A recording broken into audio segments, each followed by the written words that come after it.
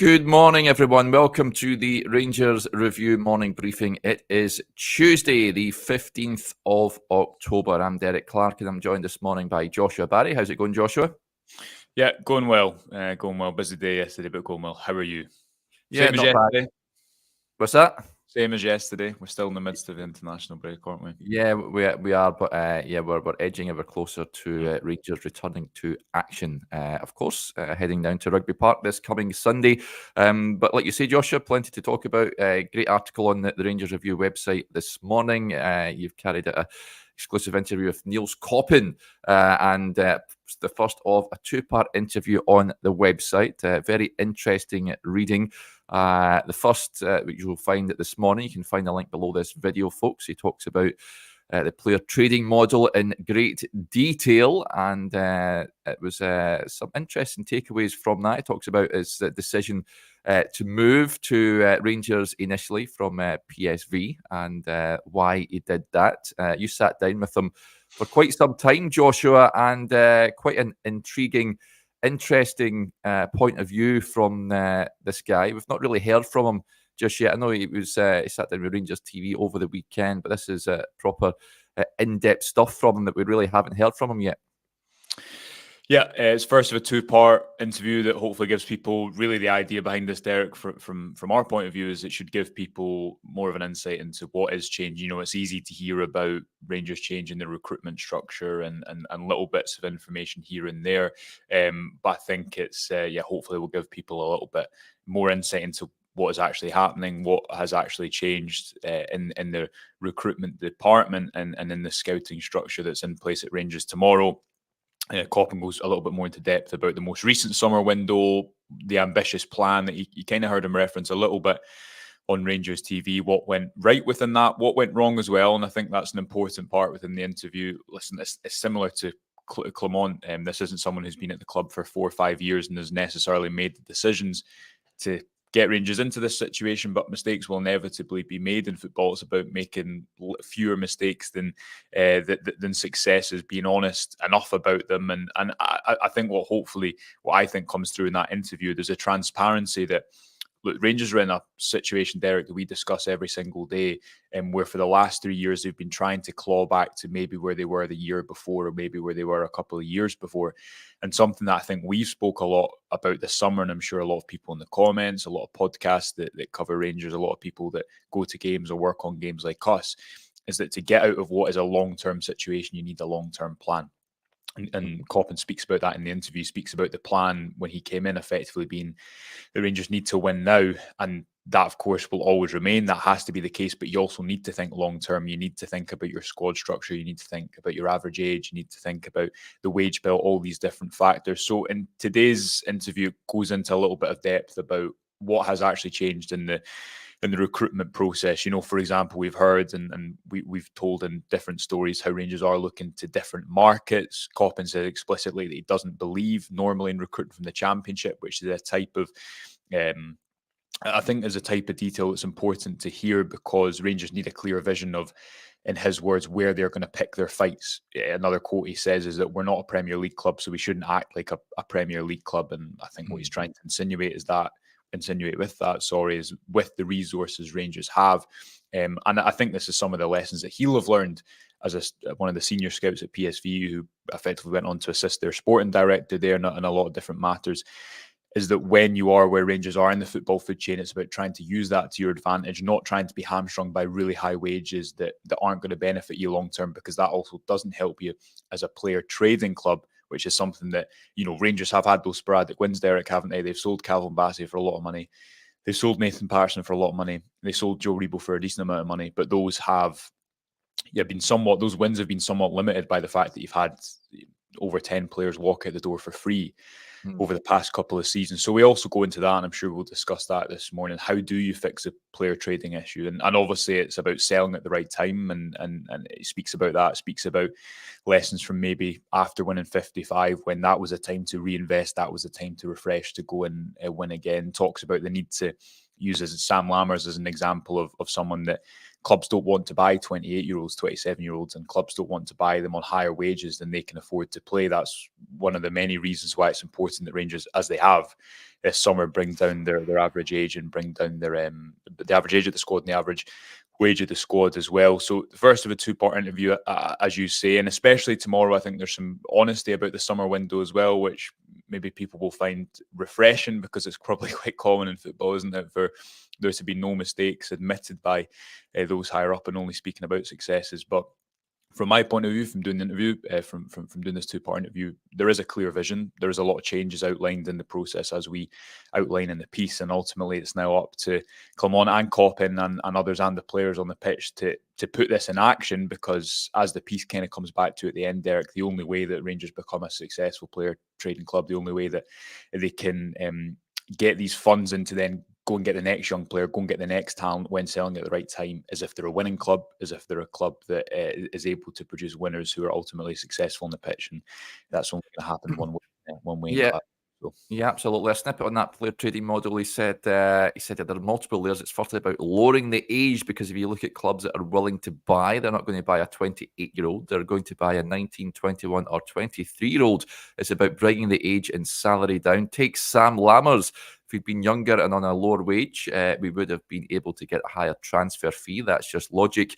Bringing salaries down and the average age down, both of these things will allow you to sell more easily. This summer, it was impossible with how the squad was built, the profiles and salary profiles, to get decent transfer fees in. It's also about selling in the right moments. If we have a player like Defoe who is doing well and the right offer comes in, we should sell him and be brave enough to say that we can find the next one. So I get what he's saying there in the plan. And like you say, Joshua, he talks about 55. He said, I think when the club won the league, the thinking was we're going to keep everybody and keep winning, but winning 55 of all the players in the best moments of their careers is the time of transition and reinvest in order to win again, even though keeping that side together should have returned more success. That's one of the key things I want to change. And he goes on, he mentions John Souttar as well in that. He says, of course, you need some of these guys like John Souttar to stay for a long time at the club. Guys who understand the DNA of the football club and can pass that knowledge on to new players. That's super important. But then he says that, but 80% of these players who move to the club should come with the ambition to go. Ultimately, that is only achieved by winning and progressing so that everyone can benefit the club and the players. Thought that was interesting, Joshua. But the DNA, John Souttar, he names checks there. But having guys that for want of a better phrase, want to use Rangers as a bit of a stepping stone. Yeah, I think it's about the only way that ever works, Derek, is if players are good, right? And as you know, as I know, as a lot of people in the comments know, if someone Rangers are to sign, let's say hypothetically, a young player like Defoe. Defoe's 20 years old. Let's say he's to play at Rangers for 2-3 years and be successful, and then make them a lot of money. That works for everyone, and that is the only way that Rangers can become successful. It has to happen. There's no point in denying the wages that a player can get just down the road in the Premier League. Now, that's not to say that Rangers isn't an attractive destination. It's not to say that is not really put to new signings when they come to the club. The opportunity that comes with playing for Rangers, and that's something that's a point that's made a lot to new signings, that this is where you can make moments with your family. This is where you can kind of make the best moments of your career, so to speak. But it has to be grounded in reality as well. If you go back to Koppen's kind of backstory and why he was hired for this role, again, he's pretty honest in that there's a quote somewhere in the piece, and it's too long for me to find it off the kind of tip of my fingertips, but he effectively says he was surprised at a lot of the aspects of the state that the club was in when he was hired. He admits that, it was difficult from the fact that the two people that hired him, James Bisgrove and John Bennett, the two people who pioneered this new football board approach, who led a lot of change internally inside the building, neither of those people are still there. And the football board structure that was in place has lost a lot of individuals, and will lose Craig Robertson as well as head of football operations, and that's increased Koppen's role and responsibility.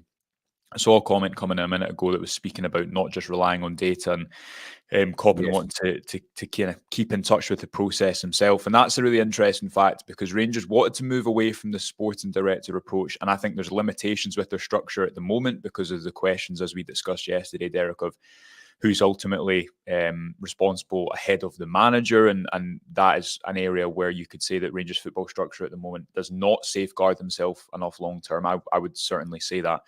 But the idea from a recruitment point of view individually is have someone at the top of that department who's empowered to make decisions, but is an expert in that area. And there's a quote that Koppen effectively says, look, I don't want to be out of touch because I think some sporting directors can miss effectively the most important part of his job, their job, he says, which is transfers. They're not in touch with the developments on the pitch. They don't know players so well, and they're taking recommendations. But for him, it's really important to still be involved in that process, and that again lines up to his role at PSV as a kind of senior international scout, but then also working with the sporting director, assisting them on a number of different matters. That's the blend that Rangers were kind of looking for this time last year when they did restructure the department. So again, around them, like Clement, there's been a lot of flux. There's been a lot of change. It's not the picture, I'm sure, from an executive and a football board level that he envisioned when he came to the club a year ago. But I think to that comment, that is an important point. That is what they're clearly trying to do in this situation, is have someone at the top of that department who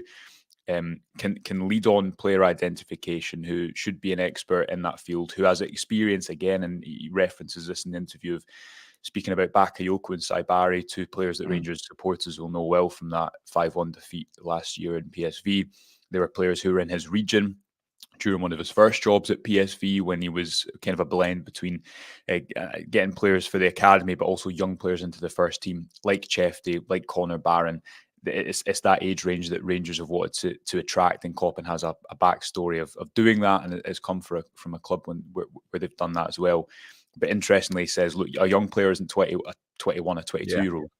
A young player is someone who's 17 or 18. Sometimes they just need to be thrown in, and I think the quote is they'll drown a little bit maybe in the first part, but that's part of the story, and that's how they become better as well. So that's a clear cultural difference that he wants to have some influence on changing as well. Yeah, well, there's a point that came in from Kev. He says, did Nils talk about playing academy players more? Their lower wages can help to balance costs and allow for better wages to attract signings. I was going to bring that point up. He says, getting that mindset right is key. Maybe he'll drown a little bit while he tries to swim, and that will be the next step. Protecting our academy players for too long and keeping them in a safe environment. They're not going to be the players who manage regular minutes. That's a step we have to take. And he also went on, he said we have to be aggressive in the youth market to try to get the best young players in the country and keep investing in that, because the strong core of Scottish players should come from your own academy, and sporadically you buy somebody from other clubs, like with Connor Barron. So there you go. I think one of the big debates big talking points we've discussed on shows is the lack of young players coming through the academy and really staking a claim and being consistent performers in the Rangers first team. So that is something that I guess he's keen to address, Joshua. Yeah, and you need consistency again when you've had different heads of academies and different managers and styles. We've discussed this just last week with Chris's piece talking about Lowry and King, Derek. You need consistency to allow young players to make that step. But it must be part of the core of your squad, because, as you say, lowering the average age and the wages is important from numerous points of view. Just from a common sense perspective, if you have younger players, you're going to give, if you have a younger overall average squad, you're going to give yourself a little bit more time to sell players on.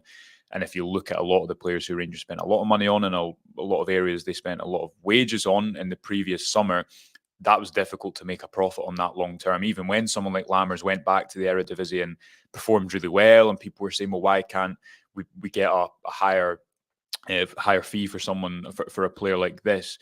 Koppen goes on in the interview to speak about why the makeup of the squad made getting money in so difficult, and then why it is important. He says we might have to sell one of the young players next season, but rather than that being, oh, we need to keep everyone together to be successful, there should be an attitude of, well, if that's going to return a good fee, let's trust ourselves to reinvest it, and trust ourselves to reinvest it well. And you're right, Derek, that comes in conjunction with the academy structure working and the pathway to the first team working, which I think ultimately the B team and these games are only going to benefit players up to a point, and they're not going to morph them into players who can play for Rangers first team. It's either going to be throwing players in, which to a degree I think Ross McCausland has shown that he could do. Now, is he a first team player, the first pick in either position for Rangers? No, but over the course he's done, I think, relatively well over the course of of the last year. And then there's also the topic of the Scottish market, which he spoke about. This is another issue that I think has frustrated people watching on.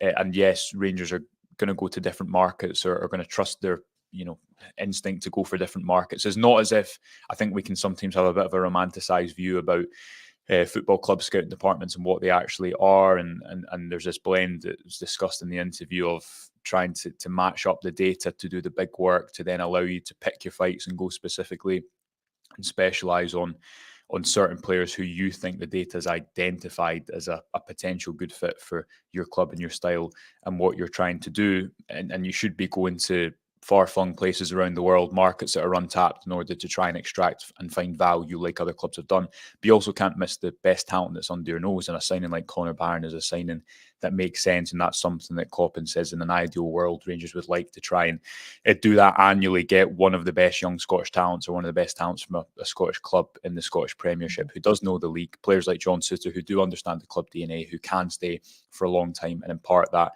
onto other individuals who come into the club as well. But that academy pathway, again, as we discussed last week, it's a bigger issue than just recruitment. It's a bigger issue than just one person. But equally, because of the change in structure and idea and personnel at the top of different departments, none of that has helped players break into the first team consistently, which I think is one of the big reasons that you see the likes of Lowry and King now not playing games. And that's something that needs to be fixed across the board. And again, that comes back to the question of, overall, do Rangers have enough of a football structure there outside of recruitment? Overall, is there enough jurisdiction over the manager? Is that safeguarded long term? I still think there's work to be done in that area. Yep, go and check it out, folks. The first part of the two-part interview, the link is on the description below this video. Part 2 tomorrow. He talks about what happened with the move for Abdallah Sima. He reviews it the summer window, and lots more in between. So do go and check it out. Let's move on to other bits and pieces news-wise concerning Rangers. This I wanted to bring up, Joshua, because King Bonko and some others say surely Casa deserves a start after his superb performance last night. You'll have seen, if you're a social media user, the Rachel Kasanwirjo's 2 assists for the Netherlands under-21s last night in their 3-0 win over Sweden in their Euros qualifier. 2 great balls in from the left-hand side, no less, onto the first one was Emmanuel Emega who scored, and then Rav Vandenberg netted for Holland as well. But yeah, I've seen a lot of comments after that, and given that his fleeting performances in the Rangers jersey as well, Joshua, people want to see more of this boy, and I think I want to see more of this boy starting on Sunday. Yeah, I agree, and I think he's looked good so far. We were speaking just before we came on air this morning about when I think it was a Malmo where he played at left back, and I remember the first 10 minutes of that game, he just looked incredibly nonchalant in a positive way on the ball. We had a piece, Derek, that went out, I don't even know what month it is now. I think it was at the start of October, end of September, when he had just arrived at the club, maybe it was September, with his Dutch under-21 coach and one of his former managers as well. And they were speaking a little bit about why those formative years at Ajax were so important for him, because he's a player who's grown up basically used to having the ball and used to dictating the tempo and starting the game from the back. He's still only 22 years old. He was signed by Feyenoord a couple of years ago, and if you speak to people close to that situation, part of the reason Feyenoord wanted him was that Arne Slot at the time wanted a player who could play in a lot of different positions, someone who could cover at centre-back, cover at left-back, cover at right-back, and was a more natural fit. And I think this is an important point, Derek. Rangers have a lot of fullbacks who can play inside the pitch or can play different variations of an inverted fullback role. I don't think they have many natural inverted fullbacks, if you know, who've grown up playing in that system, who make those movements naturally, and it comes as a second nature to them. I think Kasanwirjo is that player, which is why there was frustration in the last month. Similarly, alongside Dujon Sterling, why are these players not being fielded in for certain games, maybe like that Lyon match at home? So I'd like to see more of him. I agree with you. Obviously, there is that option to make the deal permanent next summer, but he looks like an interesting profile. He looks like someone who can give Rangers a bit more versatility, and he could play centre-back as well, because he spent a season in the Eredivisie a couple of years ago playing there at Groningen that kind of earned him that move to Feyenoord as well. But the first cross in particular was a really, really good ball, and you know, it's another, I think, example of a player that we haven't maybe seen that much of. But if you start to pitch the likes of Ridvan and Kasanwirjo and Sterling into that squad, it makes it a bit stronger, and Rangers certainly need that going into what's a difficult month. And I think they need those options at fullback going into games like Kilmarnock away, going into games like Aberdeen away, Olympiacos away. We're not far away from Tottenham, coming to Ibrox as well. And yeah, I have a feeling that Kasanwirjo could actually play quite a lot over the next couple of months. Yeah, I certainly hope so. I thought it was, 2 assists last night. He's impressing at international level. I think he did well in the previous match as well. I think they played it Thursday night. I think played against Mexico, came off the bench, I'm sure. So, let's hope we can see more of him in a Rangers shirt. A number of other Rangers players will be hoping to play for their international teams this evening. I mean, Connor Barron called up to the Scotland senior squad, given that promotion from the under-21s. There was a newspaper report yesterday suggesting that he had a slight knock, which is why he was pulled out of the squad, but he has been promoted to Steve Clarke's senior setup. Whether he gets game time tonight remains to be seen, but he and John Suter in that squad. And there's some others that will be hoping to get game time. Yanis Hadji's with Romania, Mohamed Diamande with Ivory Coast, of course. Last night, Barami and Cherny played for Albania and the Czech Republic, respectively, as well. But let's just hope that they come through those matches unscathed and they can play a part at the weekend, apart from Hadji, of course, who is suspended. Another bit of news I've seen, Joshua, which I read yesterday. Jermaine Defoe has been speaking about Rangers this season. He says it's hard watching his former club, speaking to gambling.com. He said, if you speak to any Rangers fan or ex-players, and if we're being totally honest, it's been hard watching it. We won the league when I had the player-coach role, and then after I left, the boys came so close to winning the Europa League. I looked at it and thought they would kick on next season if they kept the core of good young players and experience and possibly add a few more, but it's actually gone the other way. And it has been tough to watch because I try and watch every game. I go to Glasgow quite a bit and speak to some of the boys. I feel like it's obvious that something needs to change. The players need to try and find their form. The players need to find some sort of consistency. There are games up there that people expect them to win, and you can slip up if you don't approach with the right frame of mind. And that happened last season. You look at the points that Rangers dropped last season, and they're games that you would expect them to win convincingly, to be honest. And he also spoke about his time at Rangers and one day hoping to return in a coaching capacity. He said, if I had the opportunity to come back to Rangers at some stage, it would be an easy decision because it is such an amazing club. And I do feel I've got a special relationship with the fans. I spent a lot of time with Steven Gerrard and Michael Beale talking about coaching, especially in lockdown when we had that period without playing. I started my coaching badges with Rangers and then completed my A licence while I was at Tottenham. Since then, I've had loads of conversations with clubs. I actually had a conversation with Rangers last year and told them that I would love to come back in some sort of role at the football club. Even when you've played at the top level for 20-odd years, there's no guarantee you're going to be a good coach. You have to do the courses and learn as much as you can. I'm so glad that I did the academy stuff at Tottenham, learning a lot about stuff I didn't even know existed. You just learn so much, so I would advise players that want to go into coaching to do their badges while they're still playing, because you see the game completely differently. So that is what Jermaine Defoe had to say about Rangers. I'd get him up in a heartbeat to train the strikers, Joshua. Tom Scott, I see his comment saying criticising the player trading model, so he's on time with his quotes. But I think the thing that stands out to me there is that's the pivot for Rangers. Obviously, it's just over a number of years, a handful of years since they got to the Europa League final, approaching the end of 2024 now, and the value in that squad then, or the end of 2021, is in a very different place just now. But it was under Van Bronckhorst that eventually left, wasn't it? And again, I guess that's a little bit. He had that coaching. Yeah, he got the coaching role. It wasn't really. I think Gio came in and just asked him, "What you want to do? You want to be a coach, or you want to play?" And he went on to play for Sunderland again, didn't he? I think. Yeah. But I not to relate everything back to the points I'm trying to make this morning, Derek. But if I was to do that, then I would say that all these little things, think how many different members of the backroom staff Rangers have had over the last few years. How many people in all these different roles? Just a lack. What kind of comes through there is a lack of consistency that needs to change to breed success at Rangers. But listen, I think if you had your way, you'd probably still play Jermaine Defoe up front at the moment. So. when he talks about there, they came close to winning Europa League. Remember that when Rangers never had a striker and had to play Joe Rebo up front? Yeah. I'd love to have a Jermaine Defoe to bring off the bench in that final and other matches as well. I think you don't lose it. He might have lost it a yard of pace, but what a class act he was. And if Jermaine Defoe tells you how to strike a ball in front of goal, then you certainly listen. I think Alfredo Morelos certainly benefited from having him around during his time at the club. It was was it Dundee away in the cup where he probably played a game Morelos he shouldn't, and he was in such a good vein of form then under Van Bronckhorst. And if memory serves me correctly, because Rangers' injury record had actually been pretty good the season before when they won the league, the likes, and that's epitomised by the fact that Kemar Roofe played pretty regularly that season. I think he started something like 20 league games. But then after that, I'm pretty sure Van Bronckhorst went through a stage where he didn't make many subs.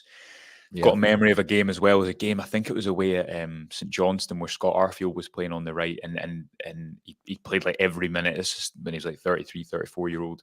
He played every minute for maybe a month or two, and there wasn't enough rotation. And then Morelos got that injury just before international duty, didn't he? Or when he flew off to international duty as well. So sliding doors. Yeah. So it'll be intriguing to see where he ends up. But interesting to know that he still watches Rangers games and he's up in Glasgow quite a fair bit. So wish him well with his future endeavours, whether that's at Rangers or beyond. Before we wrap up, I see there's a point that's been started here, Josh. Yes. I have a point from Steve Snedden, which I think is right, but spot on. Speaking about Chefty being flung into the starting 11, no other options, done brilliantly. Kasanwirjo similarly needs installed on the other side. Let's try Rice in the middle, see how he gets on. The point that Steve's making here, I think, is spot on, and it comes back to the idea of what a young player is. And if you'd said at the start of the season, Derek, in pre-season, Chefty's going to play the first, what month are we in? 2-3 months of the season with no cover, people would have looked at a 20-year-old left back coming in who's, pretty offensively minded, attacking minded, although I don't think he's made many mistakes defensively. I'm sure he'll still need to improve in that area, but I don't think you can say there's been a huge number of red flags so far. People would have looked at that and thought, oh, you've got to protect him. And protect him from what? Because I think so often our approach to young players in Scotland is you want to protect them and wrap them in cotton wool, but I just think if you look all around football, PSV is a great example of this. They throw players in when they're good enough, and that is again such an area that they need to get right moving forward to fix their player trading model, to make their squad more attractive to buyers, ultimately to make Rangers successful, which is the key point at the end of the day. And if Rangers can be successful and they have players who bring them that success, it's going to work for both parties. It's going to work for the player and it's going to work for the club, as it did with someone like Calvin Bassey, who went on that kind of meteoric rise and is now an established Premier League centre-back. So, yes, I like Steve's point, so I wanted to bring that up before we close. Yeah, good stuff. Excellent. Right, before we wrap up, first of all, Aldo, welcome back, Aldo. You've not seen you for a while. Says like, subscribe, and don't get wide. Absolutely, like and subscribe, folks, to the channel. That'd be greatly appreciated. And just a heads up, remember tomorrow I will be on the slightly earlier time of around about 9 a.m. folks. I'll be on with Stevie. The reason for that is because I then need to catch a train down to London for our Rangers Review live show, which will take place with myself, Joshua, and Mark Hateley at the Volley in London tomorrow. You can see the little ticker below if you're watching us on Instagram, Facebook, or YouTube. Tickets are still available. Use the code RR50 and get your tickets at half price. So tickets still available. Just click the link below this video if you fancy the Rangers Review live event tomorrow. But just a heads up, the show will be live at 9 a.m. tomorrow. So if you're tuning in at past, then we will be off air by then, because I need to go and catch out the train. But there you go. Right, that'll do us. A big thank you to Joshua as ever, and to you all for tuning in. It's very much appreciated. Those of you that are Rangers Review Extra members, Chris and Stevie's The Talking Point was released yesterday on Clement's Year in Charge, so go and check it out. I will record a Q&A show this afternoon at around about 2 o'clock as well, so I'll pop the post out on the community page. Get your questions in, folks, and we'll get through as many as we possibly can. If I don't speak to you then, enjoy your Tuesday, and we'll speak to you tomorrow. Bye for now.